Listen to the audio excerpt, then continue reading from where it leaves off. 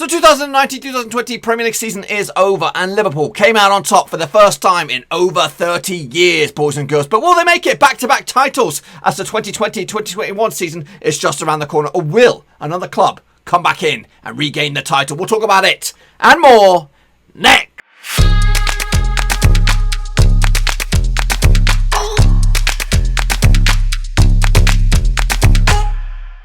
That's right, folks, back once again with another prediction show today. We're taking a look at the Premier League, boys and girls. Who's going to come out on top for the 2020-2021 Premier League season? And we'll get to that in just 1 second. If you're new to the channel, smash the old subscribe button to keep you bang up to date with all things Blackburn Rovers related, Premier League related. Whoa! Football related, we got it all here, boys! Under one roof. Yeah, I thought today would be the perfect day to come into this. Of course, the fixtures will be announced today if they've not been already. So a good chance to showcase what I think will happen this time around. Of course, it is only a month away, less than that, before the season kicks off. Anyway, before we talk about that, I want to make a shout out to the Patreon gang. That's right, the Dirty Dozen, the VIP boys and girls supporting the channel behind the scenes. That's right, patrons. If you want to become a patron and join this Dirty Dozen, get in the old description, link in the old description there, patreon.com/Roverseas. And the Dirty Dozen are Dylan Goddard, William Shepherd, LG and Cal, Bianca Molnar, Daniel Meller, Cody Gaho, Joachim Johansson, Tom Beresford, Tom Clark, John Spurn, Russell Foss, and of course Aztec Mark B. Mark, boys and girls. So thank you very, very much for supporting the channel. Do appreciate it. You are my new best friends for life, and all that kind of jazz. I do love you all, and again, it does give me the energy and the sap to continue to make the videos and to continue to push this channel further. Anyway, enough jibber jabber. Let's jump into the thick of things and take a little look at what we're talking about here, boys. So yes, the Premier League returns in less than a month, or just around about a month's time, and I want to remind you all that this season we will be doing a prediction league for this. So each and every match day we'll do the predictions of what's going to happen. I want you guys to participate. Get stuck in the old comment section, put your predictions in, and then we will have a leaderboard week by week, and of course a Grandmaster leaderboard at the end of the season to see who is the football king for the Premier League. So if you think this is something you want to take part in, the best way to keep it up to date is bang the old subscribe button, boys and girls. Bang it. It's up there, but it's also in the bottom right hand corner, and also smash the little bell as well, so then you don't miss a beat, because a lot of the times I'm going to go live this season with these predictions, so make sure you stick around for those bad boys. So, here we go, boys and girls, here we go. So we're going to start off, of course, as I usually do over the seasons. I like to start smack dab in the middle of the table. So, of course, the transfer window is wide open. It'll still be open for another 2 months. So, a lot can change between then and now. But this is just my honest opinion of what I think is going to happen at this moment of asking. So, let's get into the thick of things and take a little look at where am I going? So, let's take a little look at the things who I think will finish in 11th spot. And it is, let's get the nasty shit out the way. Let's get the scumbags out the way. And it's Burnley, that's right, coming in at 11th. I think they're going to finish mid-table, of course they are. They've made the right signing, or the right decision, and that is to keep Sean Dyche. I think as long as he's at that club, they're going to be in the Premier League. It was, you know, I hate to compare them to us, because of course they're like the shit on the shoe, boys and girls. You just don't like them. But you know, if we'd kept Sam Allardyce way back when the Venky's took over, we'd still be in the Premier League today. We would not have gone on this football journey that we're experiencing. And as long as Sean Dyche remains there, he knows what to do. It might not be the prettiest football. They might be, you know, the scumbags of the Premier League, but of course, he knows what to do. So the big signing, of course, for them was to keep him at the helm. So he's there and he's pulling the strings. Of course, they have lost a lot of deadwood. Joe Hart's now gone. Jeff Hendricks has gone as well. Aaron Lennon as well. So a lot of expensive players have gone. So they kind of freed up a little bit of the older the salary cap there to maybe bring in some more additions, because so far they've done pretty much nothing. Anyway, moving forward into 12th spot, we have West Ham United. Of course, they were in a relegation dog scrap last time around. I don't think it'll be the case this time around. Moyes does know what he's doing. You know, I know he's had a bit of a rock and roll sort of managerial career since he left Everton, but I think he's got the ingredients to turn this team around into not a top half team just yet, but potentially in the future they could turn it in around as well. You know, they've lost a couple of legends at the back there. Carlos Sanchez and Pablo Zabaleta have gone. Of course, not really made too much activity on the transfer window, but they've also got a very talented bunch of players in there. So I do expect West Ham to strive forward under Moyes, full season and all that kind of jazz. And I think they will be okay in mid-table. Here's one for the boys. It is Leeds United coming in unlucky for some 13th. That's right, of course. Leeds back into the Premier League for the first time in 15, 16 years, something like that. And under the mentorship of Bielsa, who is a genius. He is a football genius, of course, always linked with jobs all over the place. They are looking at bringing in some quality players if they can manage to pull the strings budget-wise. Helder Costa's coming on a permanent deal. Jack Harrison, I think he's re-extended his loan. And again, they're looking to try and bring in Ben White and some other big-time centre-backs to try and keep them in this division. That's the prospect on the horizon. Usually, whenever you get promoted from the Championship, you're going to go straight into a dogfight and try and keep in the division. Sheffield United were probably the exception to the rule last season. Absolutely do tremendous. I think Leeds will do okay this season as long as the fans come back to roar them on, and of course if they do make the strengthen their squad as well. So I do expect Leeds to be in the mix, to be okay, and they're not going to be in too much of a relegation dogfight this season. So I think there's much more worse teams in the division as it stands. So Leeds will do okay, and again, it's just I think right now. For them, it's just a building process. Stay in the division this season, and then move forward the next. Into 14th spot again, Aston Villa. They were in a relegation dog scrap last time around. I think they'll do much better this time around. They've broken the back burners on this one. To stick around this time around. Again, if them keep staying in this division, will probably keep Jack Grealish at the club. He's a Villa fan at heart, and I think if they'd gone down, he would have been first out the door. Of course, he's a lot of value in that player. They are looking to strengthen their side as well, and again, I don't think they've done too much in the window so far. It's still, very fairly new. The old transfer window. I think we're waiting for one or two moves to kickstart the domino effect. But they've lost, some deadbeat players. No, I say that lightly. James Chester's gone. Ross McCormack's off the books as well. A lot of players that were sucking a little bit of wage, and again, it's going to free up a bit more money for Aston Villa. And again, they've got a Villa fan pulling the strings, Dean Smith. They dug deep towards the back end of last season. I think they'll be okay this season. 14th spot for them, and again, nowhere near the old relegation situation. Of course, second season syndrome is on the cards for Sheffield United. They'll still do enough this season for me in my eyes to stay in the division, but of course they did an absolute trailblazing season last time around, finishing in the top half. Of course, it kind of fell off the cliff a little bit towards the back end of it, but I think they'll do just enough this time around to stick around. It won't be as phenomenal as they were last time around. I think the division's got stronger. We have lost a lot of players. They've brought in a backup keeper, Wes Fordingham, as of recording, and they've also lost a couple of other bit part players, but no major downgrade to Sheffield United. I think it's all about strengthening. They brought in that Scandinavian fella. I'm just going to call him Scandinavian, midfield maestro last season in January, and again, first full season this time around. I think he could be a key asset for their survival this time around. So for Sheffield United, yes, everyone got a kick out of it for their dizzy heights last season, but I think this season is more about stability. Plant your feet on the ground.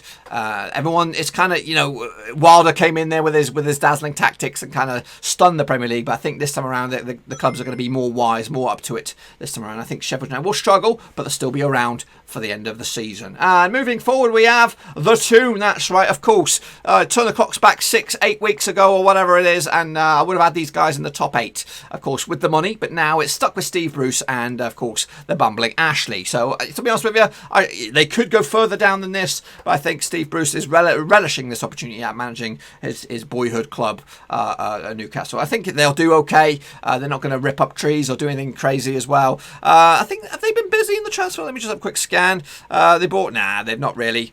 I just want to make sure.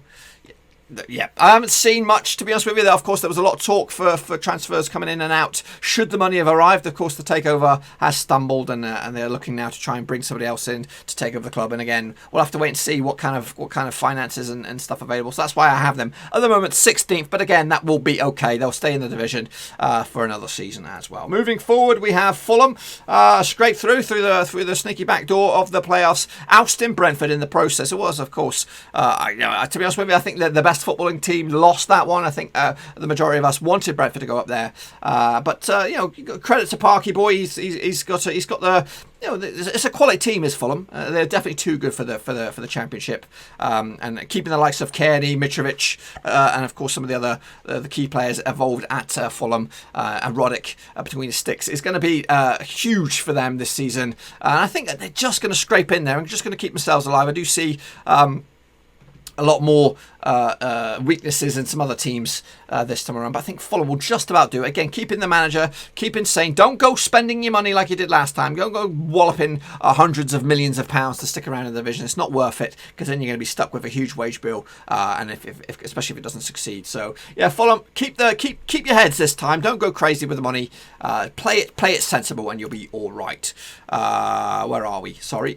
Next up, into 18th spot, we have Crystal Palace. That's them going down. Yep, I've got them going down this side. Of course, managed by ex-Rover, of course, Roy Hodgson. I think Zaha is massive, but I think he's going to go this year. I think maybe Sancho will get that move to Manchester United, and then maybe Dortmund will come in for Sancho to fill the void that way. And without him in the side, you have to replace probably 6 players to fill that void. He's such a huge asset to Crystal Palace. It's like that with a number of clubs. Aston Villa, if they lost Grealish, and if they do lose Grealish, they would still they'll probably lose a couple of spots in this. But if somehow Crystal Palace do keep Zaha, then I probably would change it. I probably push them forward and maybe push Fulham into that relegation spot. So it's that tight, but I feel that Wilfried Zaha will leave this season. Of course, he wanted to move last season. Everton and Arsenal were sniffing around, but I think the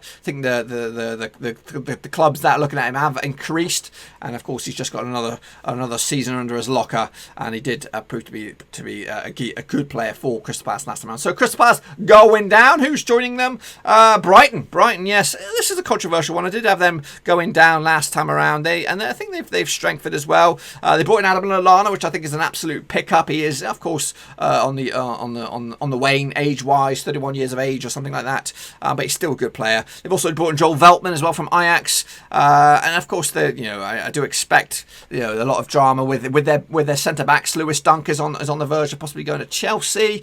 Shane Duffy could be going to Celtic, which would mean a lot of responsibility probably put on the shoulders of Ben White. Is he ready to go in for a relegation dog scrap with Brighton? I don't know. And to be honest with you, they were okay last season. Mopé does score goals. He did score goals for them last time around, but I just think this season they're going to be kind of found out a little bit. I think they're going to struggle. So they will go down in my eyes, and joining them will be the Baggies. Yes, of course, they did get themselves promoted last time around. I just don't think they're going to strengthen that much, to be honest with you. Of course, they've got Pereira, which was absolutely a massive signing. And he'll use this season as probably a springboard to go somewhere else. I think he'll have a tremendous season. They'll do okay. He will be the shining light once again for West Brom. And then they'll probably sell him for 20, 25 million, maybe even 30 million to a club like Everton, something like that next season. Or even maybe even a Leeds. You never know. But I think West Brom will struggle. I do like Slaven Bilic. I do like the Baggies, but I just think they're lacking the desire, the passion, and the lure to bring in players that will keep them in the division. So for me,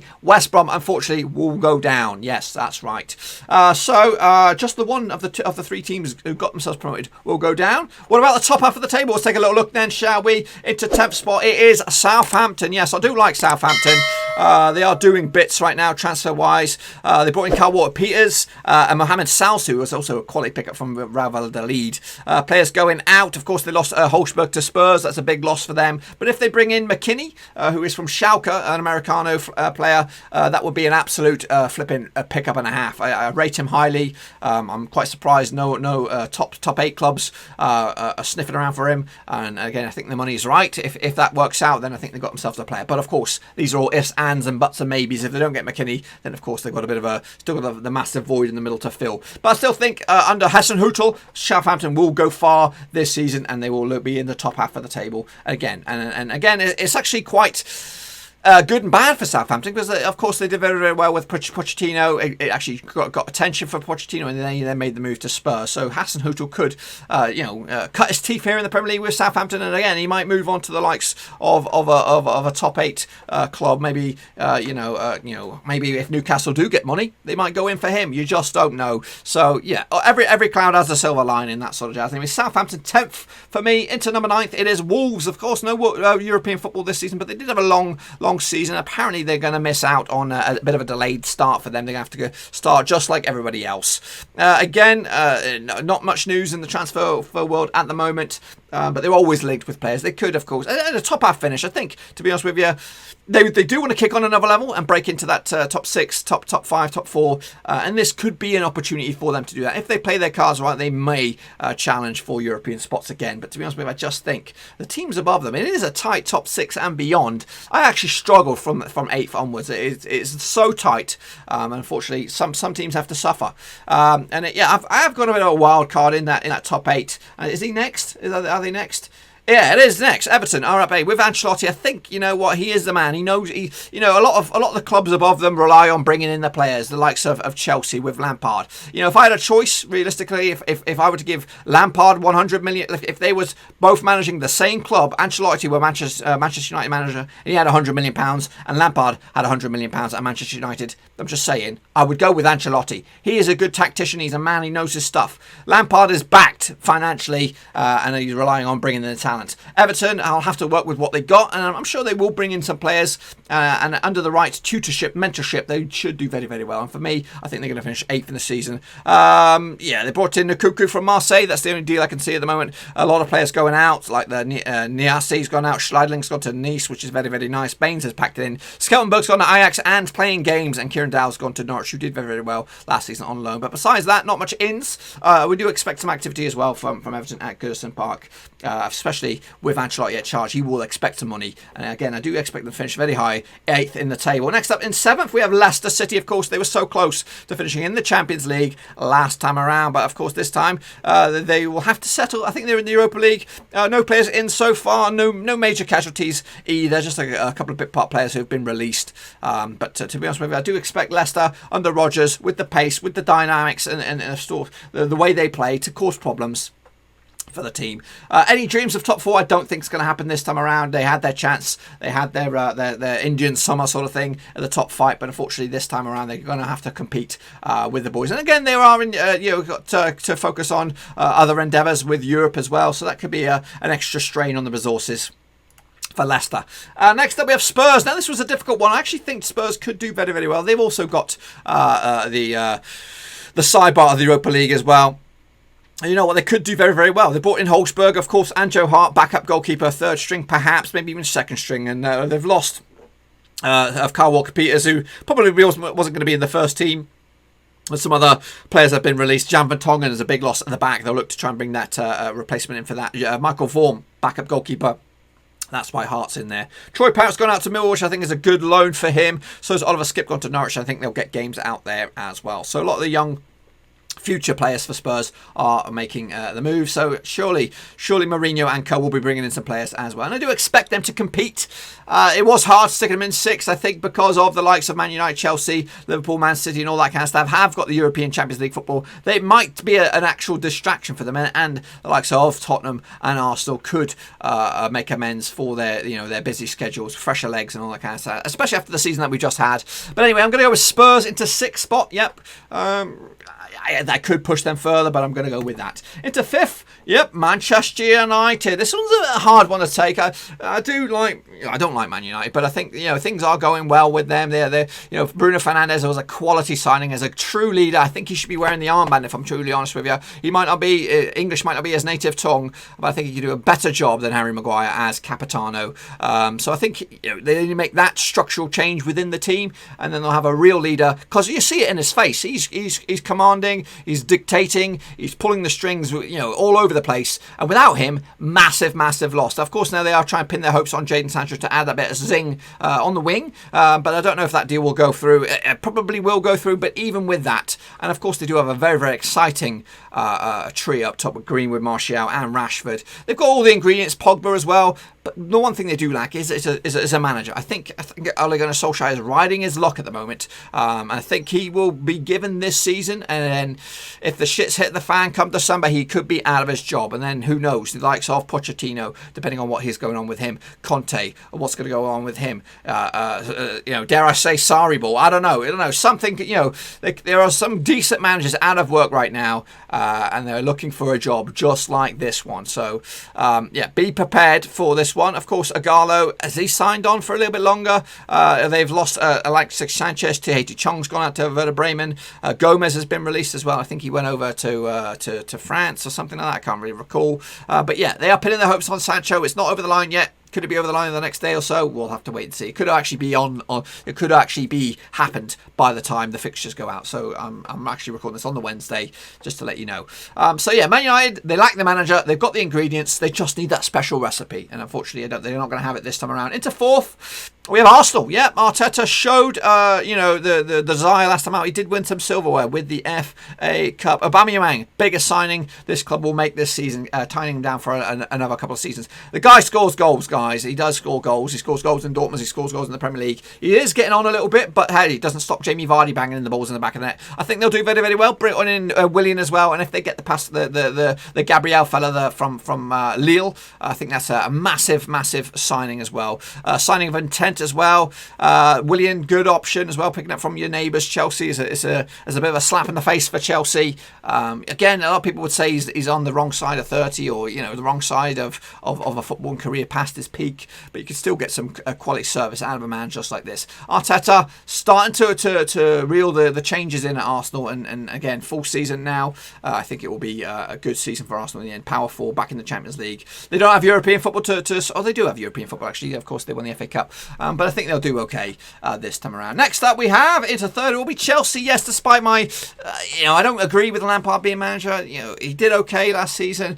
He actually did pretty good. Fair play, finishing top 3 with the side that he had. Couldn't really make any changes transfer-wise with the transfer ban, but they made up for lost ground, boys. And big in Timo Werner, that's goals right there. Timo will score goals. Hakim Ziyech as well, and of course they're still looking at Kai Havertz. And if you bring that one in, you've really upgraded the quality. And again, if you got the quality, if I was thrown in the deep end with Messi, Ronaldo, and all the top quality players in the world, I probably could win a few games, even though I'm clueless as shit. I think Chelsea will do okay, and again, they are competing multiple strings with Champions League, and I think they'll repeat the success, and Lampard will continue to fool the world as manager into third spot. But to be honest with you, if he's delivering, why change it? He is Chelsea through and through. You got to give him that, and of course he'll bleed Chelsea through and through, and sometimes that works. But for me, I don't believe it. If you pulled Lampard out of it and chucked him in likes of Everton or Southampton or West Ham, West Ham he probably would do well.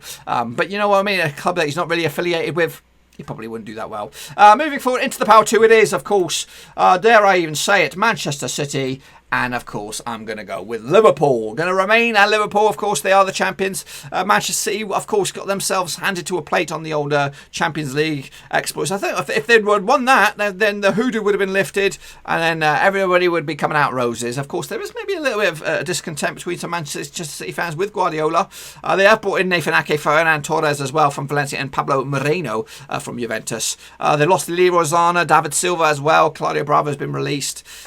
So, yeah. It kind of feels like a new change for Manchester City, but it does take some time for these guys to bed into the ethos that is Manchester City. Liverpool not really reeling in the changes at the moment. Brought in young Konstantinos Tsimikas as an option at left back, and again not really many changes. Nathan Clyne been released, of course. Lallana's gone. Lovren's gone to Zenit as well, and I do expect some more changes coming in for Liverpool. There won't be game changers. There will be players that are going to add something to the mix. So for me, I'm going to see it as back-to-back, folks. Back-to-back titles for Liverpool. Of course, hopefully for the Liverpool's sakes, it will be in front of the crowd as well, so they can have that belated celebrations. Of course, this season was ruined by the old COVID, but of course, yeah, it's. I think this is a good pick. Of course, we will check in on it throughout the season. I'll come back again maybe in January and see how we are looking at this bad boy, and again we'll take a revisit of it at the end of the season in May, boys and girls. So that, my friends, is what I think will happen this time around. What do you guys think? Get your own predictions in the comment section down below so I can see what you think. Will Liverpool be back-to-back title winners, or will the likes of Burnley upset the apple cart and get themselves into the top 8? I don't think so. Hopefully they're going to go down. Realistically, I love it for them to go down.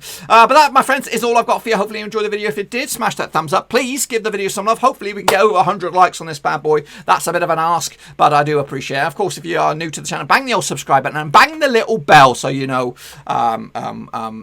whenever the new video is coming out. Of course, we got match day by match day predictions. Of course, I should really remind you of that bad boy. We do have a prediction league next season for the Premier League. That's right. You come back each and every match day, put your predictions in the comment section, and then you will be entered into the prediction league. And see if you can win a t-shirt, cap, mug, something like that. I don't know. Still working on all that kind of stuff. But yes, be sure to bang the subscribe, bang the little bell, of course. And also, if you want to go that extra punch and become a patron of the channel, there is the link down below, patreon.com/Roasties. It does get you perks and privileges. I know I keep saying that. It has been a little bit crazy this past end of the season. And I look to try and reward the patrons moving forward. Anyway, that's it. Hopefully you enjoyed the video. I'll see you all very, very soon. Again, get your verdicts in the comment section down below. And we'll do it all again for the championship probably tomorrow, so make sure you stick around for that. Until then, I'm out. Thanks again for watching. Please like, share, and most importantly, hit the subscribe button to keep you bang up to date with all things Blackburn Rovers related, championship related, football related. We've got it all covered right under one roof. And while I still have you, please be sure to check out some of the old videos scattered along here, I hope.